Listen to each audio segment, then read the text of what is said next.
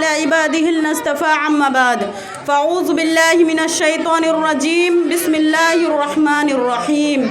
قل هل يستوي الذين يعلمون والذين لا يعلمون فقال النبي صلى الله عليه وسلم من سلك طريقا يلتمس فيه علما سهل الله له به طريقا إلى الجنة وقال الشاعر ليس الجمال بأثواب تزينون ليس الجمال بأثواب تزينون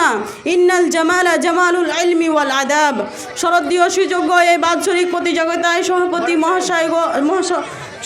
মহাশয় ও বিচারক মহাশয়গণ এবং আমার পাশে বসে থাকার শিক্ষক মহাশয়গণ এবং আমার সামনে বসে থাকার দূর দূরত্ব থেকে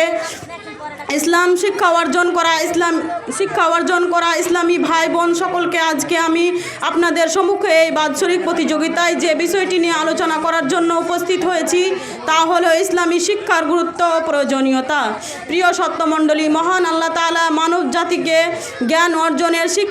অর্জনের যোগ্যতা দিয়ে সৃষ্টি করেছেন। এর মাধ্যমে মানুষ যেমন তার পৃথিবী প্রয়োজন পূরণের উত্তম উপহার করতে পারে, তেমনি আল্লাহ তাআলা সন্তুষ্ট অসন্তুষ্ট আখিরাতের সফলতা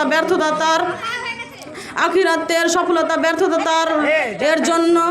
সর্বপ্রথম ওহী নাজিলের মাধ্যমে পড়া নির্দেশ দিয়েছিলেন। আল্লাহ তাআলা বলেন ইকরা বিসমি রাব্বিকাল্লাযী খলাকাল ইনসানা মিন আলাক, পড়ো তোমার প্রতিপালকের নামে যিনি সৃষ্টি করেছেন মানুষকে জমট রক্ত থেকে। আল্লাহ তাআলা তার রাসূল সাল্লাল্লাহু আলাইহি সাল্লামকে অসীম জ্ঞান শিক্ষার অধিকারী করেছিলেন এবং সেই শিক্ষার মাধ্যমে মানুষ জাতিকে জাহিলিয়াতের অন্ধকার ও বর্বরতা থেকে সঠিক পথের দিশা দিয়েছিলেন। সুতরাং আমাদের সমাজ ও দেশ থেকে অন্যায় অপকর্ম দূর